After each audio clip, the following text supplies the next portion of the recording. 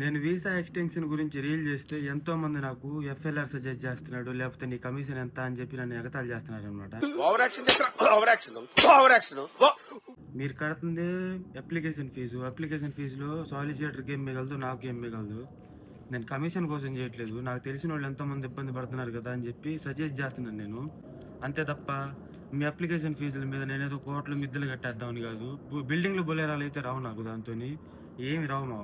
నేనేదో మంచి చేద్దామని చేస్తున్నాను. నా సాయశక్తులు నేనేం చేయగలనంటే ఒక రీల్ తీసి పెట్టగలను, దాని ద్వారా అందరిలోకి రీచ్ అయ్యిద్ది అంతే. దానికి మించి అయితే ఏం జరగదు. ఒక మంచి పనికి కానీ ఎంత అడ్డం వస్తారని నాకు తెలీదు. ఇది ఓన్లీ షార్ట్ టర్మ్ వీసా ఒకటే కాదు మామ, నీకు 6 నుంచి 32 months వరకు ఏ వీసా కావాలన్నా నీ ఎలిజిబిలిటీ క్రైటీరియాని బట్టి నీకు వీసా వేస్తారనమాట. నీకు ఒక్క ఎఫ్ఎల్ఆర్ అని నేను అనలేదు అసలు.